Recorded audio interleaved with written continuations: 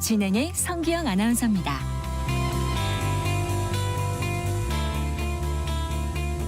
네, 트럼프 2기 행정부가 출범을 하면 글로벌 자동차 산업이 새롭게 재편될 것이라는 전망이 나오면서 각국의 주요 자동차 기업은 여러 가지 고민에 빠졌는데요. 당장 혼다와 닛산은 합병 논의에 들어간다는 소식이 들려옵니다. 중국의 저가 공세는 거세질 것으로 보이는데요. 현대기아차는 어떤 묘수를 가지고 있을지 궁금해집니다. 자세한 이야기 국민대 자동차 운송 디자인학과 권영주 교수와 함께 짚어보겠습니다. 어서 오십시오. 네, 안녕하세요. 자, 트럼프 미국 대통령의 2기 출범을 앞두고 가장 타격을 받을 산업 가운데 자동차 산업이 꼽히고 있는데요. 네. 트럼프 재집권으로 자동차 산업에 미칠 영향 어떻게 보고 계신가요? 일단 뭐 보편적 관세 얘기가 나오잖아요. 자동차를 대놓고 찝었어요. 한국에서 만들어 미국에 수출을 너무 많이 한다. 무언가 좀 제재를 가해야 되겠다. 네. 근데 우리가 트럼프 정부 1기 때 FTA 재협상 요구를 받은 적이 있단 말이죠. 그때 명분이 뭐였냐면 한국은 완성차를 미국에다가 1년에 100만 대 수출하는데 왜 미국의 완성차는 한국에 5만 대 수출하냐. 이게 똑같이 50대 50이 가야 공정하다라는 얘기로 이제 협상을 요구했었고, 그때 우리가 방어 논리는 뭐였냐면 이전에 FTA 체결한 이후에 미국이 한국에 완성차를 수출한 증가율이 330%가 넘었습니다. 근데 한국은 미국에 증가한 게 한 15% 내외였습니다. 그러니까 미국이 더 이익을 본 겁니다. 라고 해서 어쨌든 그 당시에 이제 한번 방어를 했단 말이죠. 근데 지금 그 폭을 보면 우리나라가 미국에 수출하는 완성차가 130만 대입니다. 예. 근데 그 이후로 미국은 그냥 동일하게 5만 대예요. 그대로. 네, 그러니까 이제 다시 또 이거를 빌미로 무언가 재협상을 하자라는 요구의 가능성이 꽤 높은 거죠. 그래서 나오는 게 이제 한국산 자동차에 20% 관세를 높이자, 이런 얘기들이 흘러나오는 겁니다. 예. 지난 16일이었죠. 한 기자회견에서 트럼프 당선인은 대선 때부터 강조해온 관세 부과 기조를 다시금 확인을 했는데요. 앞서 S&P 글로벌에 낸 보고서에 따르면 현대 기아차에 대해서 한국에서 미국으로 수입되는 제품에 20% 관세가 부과되면 최대 19%의 영업이익이 감소할 것이라고 전망을 한 바가 있습니다. 자, 이렇게 되면 손해가 커질 것 같은데 결국 자동차 가격이 올라가게 되지 않을까, 이런 생각이 들기도 하고요. 당연히 자동차 가격은 올라가죠. 올라가게 되면은 생각하면 이런 겁니다. 미국에서 예를 들어서 한국차가 지금 평균 1,000만 원에 판매가 되는데 관세 20% 올라가면 1,200만 원 되잖아요. 예. 그럼 일본 차보다 비싸지게 됩니다. 그럼 당연히 판매가 덜 되겠죠. 그럼 출량이 줄어들게 될 거고. 예. 그래서 아마 기업은 어떻게든 방법을 찾을 거예요. 그 찾는 거는 현지 생산 확대밖에 없는 거죠. 그렇게 되면 우리는 여기서 만들어야 될 물량이 미국에서 미국인의 손에 의해서 만들어지니까 우리는 그만큼 일자리가 없어지는 줄어들게 거죠. 되고, 예. 일자리가 줄어들면 그만큼 세수도 줄어들게 되고 이제 근로자들의 생계도 영향을 받게 되는 거죠. 예. 자, 전기차 보조금 폐지에 대한 얘기도 빠르게 진행이 되고 있다고 하는데요. 로이터 통신이 입수한 트럼프 인수팀 내부 문건에 따르면 조 바이든 행정부가 추진한 인플레 감축법에 근거한 최대 7,500달러 규모의 전기차 보조금을 폐지하는 방안을 권고하고 있다고 하는데 네. 전기차 보조금을 폐지를 하게 되면 현대 기아차에는 악재가 아닐까요? 그러니까 악재는 악재인데 이건 이미 예상을 했던 겁니다. 그러니까 왜냐하면 지금도 미국에서 현대차와 기아가 한국산 전기차의 보조금을 받는 건 플리트 판매만 받아요. 그러니까 개인에게 판매하는 건 못 받고 있습니다. 네. 그러니까 렌터카로 판다든가 이런 거에만 받고 있는 거죠. 그래서 이거는 이미 예측을 해서 현지 생산으로 대응한다는 전략하에 이제 현지 공장을 최대한 빠르게 완성을 하려는 건데, 다만 이제 한국산 전기차는 타격이 불가피하겠죠. 그러니까 국내 생산에서 미국 가는 전기차는 당연히 타격이 불가능할 텐데, 이런 걸 보면 미국이 전기 자동차에서 되게 비호감을 갖고 있는 거 아니냐, 트럼프 정부가 이제 그렇게 생각할 수 있는데 저는 그렇게 보질 않거든요. 왜냐하면 이번에 그 정권 인수팀이 트럼프 차기 정부의 권고한 내용을 좀 뜯어보면 예. 흥미로운 내용이 몇 개 있습니다. 그러니까 예를 들면 중국산 부품은 막아라, 그리고 중국산 소재도 막아라, 철저하게 막아라. 대신 미국 내에서 광물을 추출하거나 또는 재련하거나 정련하거나 그리고 배터리 셀을 만드는 공장에 대해서는 지원을 하라. 그러니까 이 얘기는 지금은 가치 사슬 체계가 중국 중심으로 돼 있잖아요. 이거를 미국 내에서 완벽하게 만드는 거에 돈을 많이 쓰자라고 하고 있는 거죠. 이 얘기는 미국이 전기차 전환에 완벽하게 준비가 될 때까지 일종의 시간을 벌겠다라고 하는 거고, 흥미로운 건 그럼 미국에서 만들어진 전기차가 해외로 나갈 때 있죠. 그거는 보조금을 줘라. 뭐 이런 공고 사항도 있어요. 상당히 어떻게 보면은 안에서는 내연기관을 육성하는 것 같지만 미국의 자동차 수출 산업에서는 전기차를 육성하는 그런 약간의 성동격서 같은 그런 전략을 취하고 있는 거죠. 예. 트럼프 당선인은 정권 1기에서도 한국 자동차 관세를 25%까지 올리겠다고 밝힌 적이 있었는데요. 당시 현대 기아차가 미국에 공장 설립을 약속하고 관세 인상을 가까스로 막은 네네. 적이 있었죠. 이번에도 과연 막아낼 수 있을까요? 그러니까 막아내려면 몇 가지 협상 전략이 필요하지 않겠습니까? 예. 그러려면은 이제 기본적으로 당장 내부 기조를 좀 알아야 될 텐데 제가 이제 이런 얘기 나올 때마다 협상 전략 중에 하나로 우리가 활용할 수 있는 카드가 GM의 한국 사업장이에요. 그러니까 우리나라에서 만들어져서 미국에 수출되는 130만 대 중에 30만 대는 GM 겁니다. 그러니까 GM의 한국 공장이 만들어서 미국 GM으로 가져가는 물량이에요. 그러니까 GM이 좋은 거죠. 예. 그러니까 미국의 GM이 소형차 시장에서 점유율을 꽤 많이 가져갈 수 있는 이유가 바로 한국 GM 때문이란 말이죠. 그러면 예전에 우리 이런 말 많이 했잖아요. 미국에서 GM에 좋은 건 미국이 좋은 것이다. 디트로이트 도와주려고 내연기관 회귀하는 거 아니겠습니까? 예. 그러니까 GM의 한국 사업장도 타격을 입는다라는 점을 조금 강조하면서 동시에 이제 이런 거죠.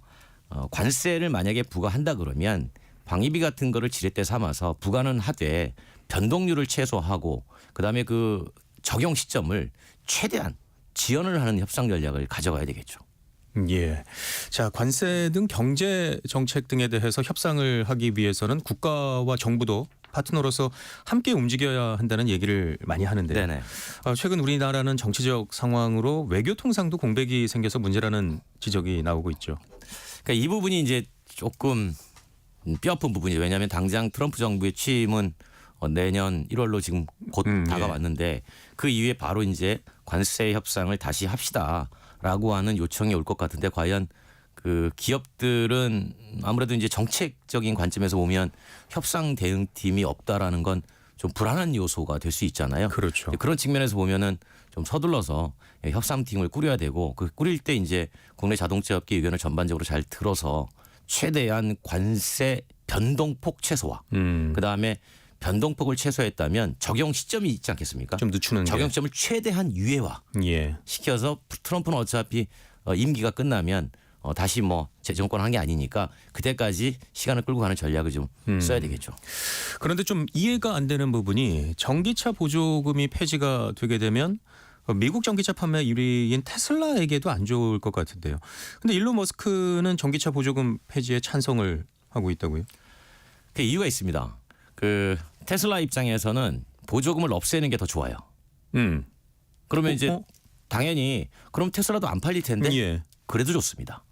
이유가 뭐냐면 지금 달리기를 하고 있는데 테슬라가 이미 100m 달리기에서 한 30에서 40m 앞서가고 있었어요. 예. 그런데 미국의 전기차 보조금이 나오면서 이제 막 뒤에 출발하는 기업들이 속도를 내기 시작한 거죠. 가까이 다가오고 그렇죠. 있군요. 거리의 격차가 자꾸 줄어드는 거예요. 그러니까 미국 내에서 테슬라의 점유율이 빠진 이유가 바로 그것 때문이거든요. 그러니까 여기에서 보조금 자체를 아예 없애버리면 그들의 추격 속도가 확연히 늦어질 수밖에 없다라는 거죠. 네. 그러면 테슬라는 원래의 속도대로 가고 있는데 격차는 조금씩 더 벌어질 테니 시장은 앞서가서 조금 더 장악할 수 있는 여력이 생기겠죠. 현재 독점력을 더 강화하겠다. 그렇죠. 여기에는 이제 또 한 가지 다만 이제 여기까지는 좋았는데 그 앨런 머스크가 폐지하자고 했던 바로 이 이유인데 근데 미국의 정권 인수팀이 뭐라고 권고했냐면 배출가스 기준도 완화합시다. 그러니까 2025년도의 배출 기준을 2019년도로 다시 회귀시키자. 예. 그렇게 되면은 이거는 또 반대합니다. 왜 그러냐면 이렇게 하게 되면은 내연기관 만들어 파는 회사들이 내야 될 벌금이 줄어들게 돼요. 그전에는 그 벌금 안 내려고 테슬라한테 가서 너네 그 탄소 크레딧 나한테 좀 팔래? 어차피 벌금 낼 건데 좀 사자 해서 벌금을 감면받았거든요. 네. 그러니까 이제 테슬라 입장에서는 우리가 팔아야 될 탄소 크레딧도 판매가 잘 안 되겠네. 또 이 부분이 이제 조금 마이너스로 적용되는 거죠. 그렇군요. 또 어떤 면에서는 트럼프 2기가 출범된 후에 일론 머스크가 전 세계 자동차 산업을 재편하겠다는 구상을 하고 있는 건 아닌지 궁금해지는데요. 실제 트럼프 당선 확정 후에 테슬라 주가 급등을 거듭하면서 지난 금요일이었죠. 1조 5천억 달러를 돌파하는 기염을 토했고요. 네. 또 대중국 제재는 더욱 거세질 것으로 예상이 되는데 향후 글로벌 자동차 산업 어떻게 보고 계신가요? 그러니까 지금의 상황을 보면 제가 뭐 그 당시에 살았던 건 아니지만 우리 역사적인 교훈 하나가 떠올라요. 뭐냐면 과거에 마차가 전성하던 시대에 1800년대 후반에 이제 내연기관 자동차가 조금씩 등장해서 마차를 대신했잖아요. 예. 거리에 마차가 100대가 있으면 내연기관차가 한두 대 있던 시절이었단 말이죠. 근데 여기에 저항했던 세력은 이제 마차를 만들던 제조사겠죠. 예. 그 마차를 만들던 제조사가 지금의 내연기관 회사라고 보시면 돼요. 근데 이제 이 새로운 내연기관을 가지고 들어온 게 전기차라고 본다면 지금 현상이 흥미로운 게 전기차를 가지고 쉽게 말하면 새롭게 질서를 재편하려고 하는 중국과 아직은 아니야라고 해서 마차 시대 즉 내연기관 시대를 최대한 지속시키려는 미국과의 시장 싸움이 양분화돼 가고 있어요. 그러니까 미국과 유럽은 전기차 중국 들어오지 마라고 해서 관세를 높여서 못 들어가지만 그러면 중국은 계속 내수만 하겠냐. 수출해야 되지 않겠습니까? 그렇죠. 왜냐하면 중국 내수에서는 기업들이 이익이 안 납니다. 경쟁이 너무 치열해서 가격 조금만 올리면 바로 판매가 안 돼요. 그러니까 수출해가지고 수출 보조금 주니까 그걸로 이익을 삼고 있는데 그러면 미국하고 유럽 못 나가면 어디 나가냐면 기타 시장 나갑니다. 동남아, 남미 이쪽 나가요. 근데 그쪽은 계속 빠르게 전동화가 이루어지는 거고 미국과 유럽은 버티고 있다가 너는 내부적으로 어느 순간에 전동화가 다 준비가 되면 자 이제부터 경쟁하자. 이제 그 구도하는데 이 혼재 기간이 얼마나 오래 가면은 기존의 회사한테 조금 유리할 거고 예. 이게 짧아지면 중국 같은 그런 새롭게 쳐나가는 그런 회사한테 유리한 국면이 조성이 되는 거죠. 예. 중국에 대한 규제가 더 심해질 것이라는 전망에도 주가를 보면 중국의 2차 전지 종목들은 큰 타격을 입지는 않고 있는 것 같은데요. 자, 이처럼 중국의 경우에 저가 전기차 강화와 내수 시장도 충분히 크다 보니까 뭐 그리 타격을 크게 입지는 않을 것이다. 이런 전망도 나오고 있죠. 그러니까 전반적으로 보냐면 올해 10월까지 글로벌 전기차 판매를 보면 많은 분들이 뭐 캐즘 그러면서 마치 안 된 것처럼 막 인식이 되잖아요. 1356만 대가 전년 대비 23.7% 올랐습니다. 예. 그러니까 23.7%가 늘었으면 이게 캐즘인가? 라고 질문을 던져보면 캐즘은 아니었다라는 얘기죠. 물론 그중에 이제 중국이 872만 대로 전년 대비 거의 한 37% 정도 올라가면서 가장 차지했고 반면에 유럽 같은 경우에는 이제 250만 대에서 0.9% 하락을 오히려 했습니다. 하락했군요. 네. 근데 북미 같은 경우는 늘었어요. 북미는 147만 대로 12.4% 증가했습니다. 기타 뭐 아시아가 있고 그러면 북미는 증가하고 유럽은 조금 감소했고 중국이 증가한다. 그러니까 이런 걸 가만히 보면 앞으로 전기차가 계속 감소할 거냐. 물론 과거처럼 연 대비 뭐 109% 성장 이 정도는 없지만 해마다 20에서 25% 뭐 적게는 17, 18% 꾸준히 성장을 한다. 그렇게 봤을 때 배터리 수요도 꾸준할 것이다라는 전망들이 충분히 설득력을 얻게 되는 거죠. 그렇군요. 자, 이런 가운데 일본 자동차 회사 혼다와 닛산이 합병 논의에 나섰다는 보도가 나오고 있는데 혼다와 닛산의 합병 배경은 뭘까요? 이렇게 보시면 돼요. 본격적인 규모의 경쟁이 시작됐다고 보시면 되는데 그러니까 자동차 산업의 재편 과정이 단계별로 좀 있는데 초기에는 일단 우죽수 막 등장합니다. 옛날에 내연기관도 마찬가지였고 전기차도 마찬가지예요. 그다음 한 300만 대 정도 규모를 이루면 이제 독창적인 제품명으로 시장에 존재감을 부여하는 회사가 나타나기 시작해요. 예. 그러다가 시장이 다시 새로운 기술을 원하는 쪽으로 재편이 되면 이때 또 덩치를 키우는 작업이 반복됩니다. 네. 그러니까 혼다와 닛산도 지금 규모로는 미래 기술을 대비 못하는 거죠. 그리고 그러다 보니까 이걸 우려하는 곳은 기업의 경영자도 있고 근로자도 있겠지만 일본 정부예요. 아, 일본 정부가 우려를. 왜냐하면 일본도 자동차 산업은 어마어마하게 규모가 큰 산업이에요. 그래서 자동차가 흔들리면 일본도 흔들립니다. 그러면 지금 토요타는 스스로 무언가 갈 수 있는 자력을 갖추고 있으나 혼다와 닛산은 불안한 거예요. 그러니까 정부가 뒤에서 둘이 좀 손을 잡고 합병해라. 덩치를 키워서 투자 기술비를 좀 줄여서 이익도 좀 내고 하는 게 어떻겠느냐라는 거를 지금 얘기를 하고 있는 거죠. 그런데 이게 실제로 될지는 좀 봐야 돼요. 왜냐하면 닛산의 지분 일부를 프랑스 정부가 갖고 있습니다. 예. 그러다 보니까 이게 프랑스 정부가 허락이 있어야 돼요. 근데 이 자동차 부분에서 아마 프랑스 정부가 닛산의 지분을 놓지 않으려고 할 경향이 큽니다. 좀 지켜봐야겠군요. 네. 혼다와 닛산이 만약에 합병을 하게 되면 현대차 그룹 제치고 세계 3위로 올라서게 되는 건가요? 그렇죠. 규모상으로는 뭐 800만 대가 되니까 그렇게 하는 건데 제가 볼 때 이 3위, 4위의 의미는 크게 없다고 봅니다. 뭐 730만 대 하는 회사나 800만 대 하는 회사나 네. 다만 이제 중요한 거는 왜 이렇게 합병하냐고 봤을 때는 앞으로 투자 여력 때문에 그렇거든요. 그럼 그 투자 대상이 뭐냐? 그 전기차가 투자 대상이고 예. 그다음에 수소 전기차가 투자 대상이에요. 근데 현대차 그룹은 이미 전기차와 수소차에 많은 투자를 해서 결과물을 가져가고 있는 상황이고 혼다와 닛산은 병합해서 앞으로 해야 되는 상황이란 말이죠. 그러면 투자비는 절감될 수 있겠지만 실제로 절감된 비용이라든가 이게 제품에 반영되는 시점은 그 한참 뒤가 되겠죠. 그래서 뭐 규모상으로 800만 대, 700만 대 가지고 순위를 매기는 건 큰 의미가 없다. 다만 예. 제품 가격에 어떻게 반영이 되느냐를 봐야 될 텐데 그러려면 시간의 여유가 있으니 아마 현대기아에 그렇게 큰 타격은 있지 않을 것이다. 뭐 이렇게 저는 예상을 합니다. 네. 자, 급격하게 지각 변동을 일으키고 있는 전 세계 자동차 업계인데요. 우리나라 자동차 기업들은 그래도 위기를 느낄 수밖에 없을 텐데 그나마 최근에 환율 상승은 기업 측에는 좀 이득이 되는 면이 있을까요? 뭐 그렇게 많이들 보시죠. 왜냐하면 완성차 수출 많이 하는 나라니까 예. 1년에 400만 대 만들어서 뭐 260만 대를 해외 수출하는데 그러면 달러가 가치가 올라가면 뭐 들어온 돈이 많아지잖아요. 예. 우리나라 돈으로 따지면. 그런데 지금 자동차 회사의 글로벌 소싱 구조를 보면 단순하게 자동차 수출하는 것만 아니라 부품을 해외에서 많이 사오기도 합니다. 아, 그러면 부품값은 올라가겠죠. 예. 자동차 팔아가지고 환차 이익을 내면 부품에서 손해나요. 아, 그러니까 그게 결국은 많이 변동폭이 큰 게 중요한 게 아니라 네. 예측 가능한 안정된 선에서 유지가 되는 게 가장 좋은 거죠. 그래서 뭐 환율 때문에 이익을 많이 볼 수는 있겠지만 생각만큼 그렇게 환이익이 아주 크지는 않을 것이다. 그렇게 보는 거죠. 그렇군요. 자, 트럼프 2기 출범이 이제 한 달도 채 남지 않았는데요. 최대한 손실을 줄이고 대응을 하기 위해서는 한국 자동차 기업들은 어떤 것들을 준비를 해야 될까요? 그러니까 저는 일단 관세에 대한 재협상의 의지는 미국이 워낙 강하기 때문에 그 부분은 피할 수 없다고 봐요.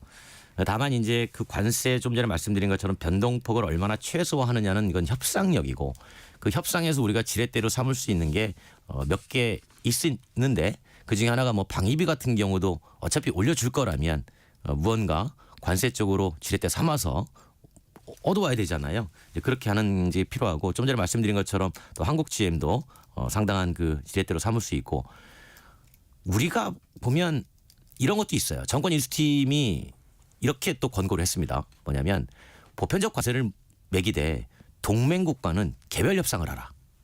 이렇게 권고를 했거든요. 이 얘기는 동맹국하고는 특별하게 관세율을 보편적으로 매기지 않아도 될 수 있다라는 메시지이니 이 점을 좀 파고들어서 우리가 동맹국이다라고 하는 점을 좀 강조해서 협상에 임하면 어떨까 그런 예. 생각을 해봤습니다. 자, 이제 자동차 산업이 정말 급변할 것으로 예상이 되는데요. 우리들은 또 어떤 것들을 주의 깊게 좀 짚어봐야 될까요? 그러니까 지금 우리나라 자동차 산업 관점에서 보면 그 분산 투자밖에 없어요. 분산 투자, 예, 우리가 보통 뭐 투자할 때 한 바구니에 다 담지 말라고 주식 하잖아요. 투자 격언이죠. 똑같아요. 예. 왜냐하면 지금 우리는 내연기관에서 전동화로 조금씩 전환되는 시점에 있단 말이죠. 그런데 어떤 나라는 내연기관이 잘 팔리고 어떤 나라는 전기차가 빨리 성장하고 또 어떤 나라는 아니야. 우리는 하이브리드야. 또 하이브리드가 많이 성장하고 또 어떤 나라는 하이브리드보다는 플러그인 하이브리드가 인기가 좋고 이게 한 4가지 부류가 각자 갑니다. 그러면 우리나라 입장에서는 그 나라에 맞는 제품들을 개별적으로 다 투자해서 그런 제품들을 끌고 나가야 되거든요. 예. 그러니까 어느 하나에 집중하는 게 아니라 그 4마리의 말이 있으면 4마리의 말에게 먹이를 골고루 줘서 얘들이 서로 잘 뛰게 만들어줘야만 잘 뛰는 말은 잘 되는 나라에서 이렇게 투입이 가능한 거죠. 예. 이제 그걸 이제 홀로 해내려니 상당히 벅찬 거죠. 그래서 이제 자동차 업계에서는 이런 기술 개발 쪽에는 정부의 좀 정책 자금이 좀 투입되면 좋겠다라고 이제 제안들을 많이 하고 있는 거죠. 예를 들어서 뭐 수소 전기차 같은 경우는 아무리 기업이 혼자 해도 예. 할 수 없는 겁니다. 왜냐하면 완전히 에너지를 바꾸는 거여서 인프라부터 생산, 유통, 저장 이 역할들이 다 필요하거든요. 거기에는 또 정부의 정책적인 지원이 분명히 그렇죠. 필요한 부분이 있고요. 이거를 자동차 만드는 회사가 다 할 수 없단 말이죠. 그렇다고 에너지 만드는 회사가 다 할 수도 없습니다.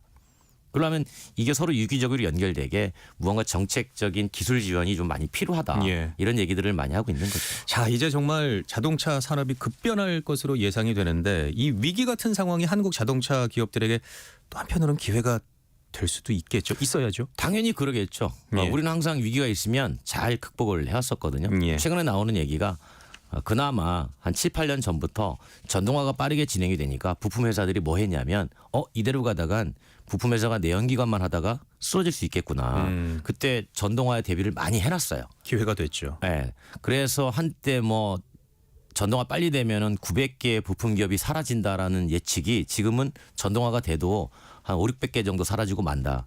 나머지 한 2, 300개는 어쨌든 시간을 번 거잖아요. 예. 이게 조금만 더 가면 이제 충분히 이 부품 회사도 견뎌낼 수 있는 시간을 가져갈 수가 있으니까 이제 전환의 속도 조절이 필요한 시점인 것 같아요. 예. 이제 그러려면 우리나라에서도 지금 내년에 전기차 보조금도 자꾸 줄어든단 말이죠.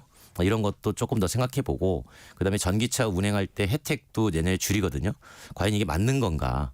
그러니까 어차피 전동화로 갈 거라면 굳이 그런 혜택들을 줄이는 게 맞는 건지 한 번쯤은 되돌아볼 필요가 있다라는 거죠. 네, 오늘 말씀은 여기서 마무리하도록 하겠습니다. 국민대 자동차 운송 디자인학과 권영주 교수와 함께했습니다. 유익한 정보 잘 들었습니다. 고맙습니다.